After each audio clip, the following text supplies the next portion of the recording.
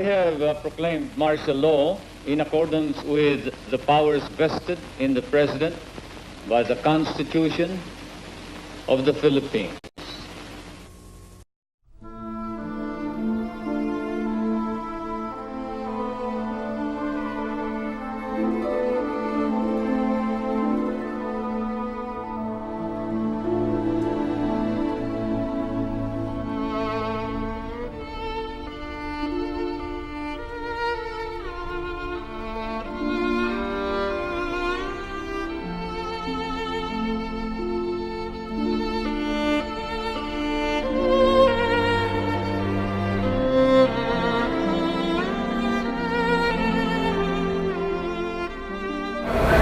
The President marched under a pouring rain, begging the Senate to extend the unwelcome stay of a foreign armed force that considered the Philippines its offshore playground.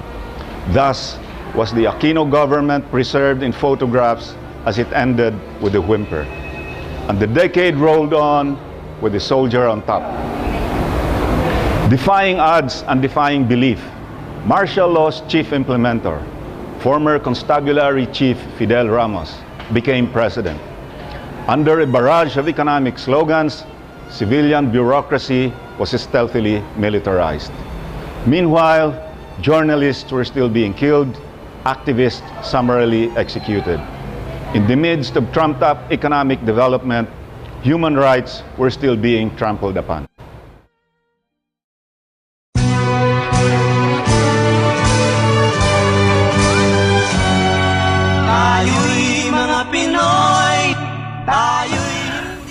Ang masasabi ko sa 90s, siyempre ang parang mantra nun ni Ramos ay Philippines 2000. Parang in-emphasize niya yung growth, global competitiveness.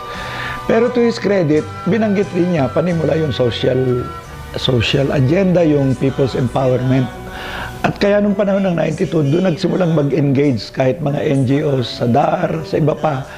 Parang ideya, yung promise ng EDSA na hindi sapat ang gobyerno, kundi dapat ang mamamayan ay makipagtulungan, bumatikos kung kailangan bumatikos. Pero kung kaya makipagtulungan, bakit hindi? Marami pa bang violations nangyari sa human rights? Meron pa rin, pero sabay-sabay eh. Yung meron nangyayaring mabuti, meron nangyayaring hindi ganun mabuti. At yung ambivalence na yon, no? May liwanag at dilim, nagpatuloy yon sa buong 90s. Yung pananaw na kapag ka kaliwa o kapag ka komunista ay hindi entitled sa human rights. Ay, naranasan ko yan eh. Martial law, 1994, naranasan ko yan. 1994, si Fidel Ramos na ang presidente. Pero nung hinuli kami sa Benguet, ganun din. We asked for the arrest warrant, wala, tinawanan lang kami. After nang hulihin kami, itinali kami, piniringan, hindi kami dinala sa detention center. Dinala kami sa motel. At sa motel kami in-interrogate at tinorture. That was 1994. May continuity yung karanasan ko nung 74 at saka 94. And I think the security forces, state security forces who did that, ang akala nila, ginagawa nila ang kanilang tungkulin para pangalagaan ang gobyerno at ang estado.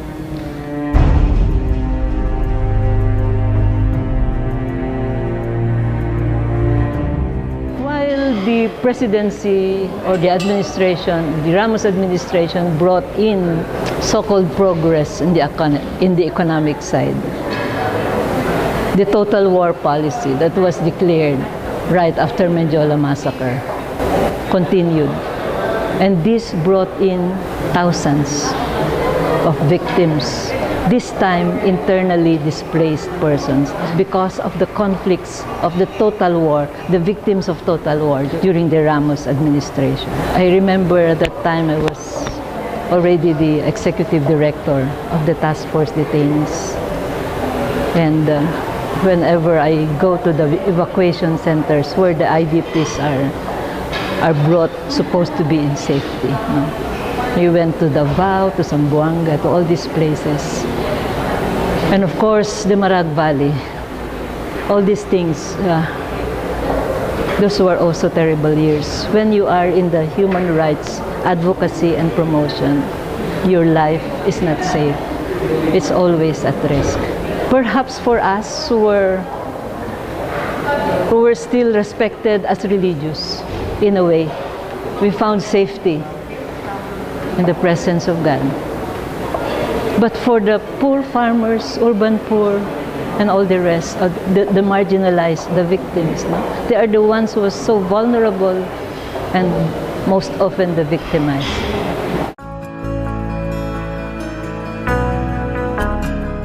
Well, ang nagkaroon ng split sa Communist Party of the Philippines noong 1993 at yung split na yan ay naging tinawag na split sa pagitan ng reaffirmists at saka rejectionists.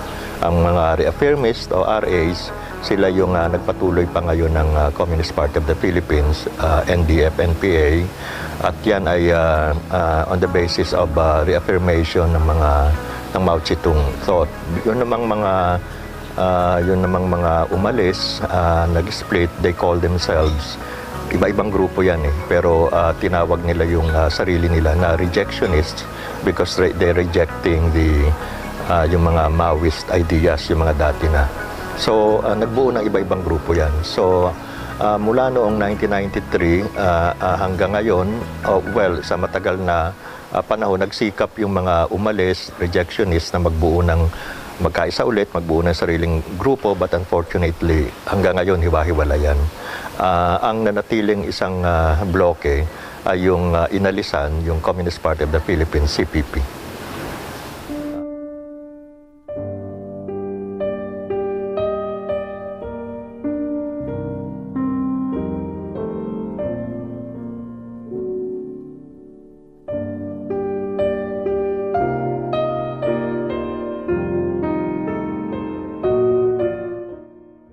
A popular actor specializing in hooligan roles was elected president.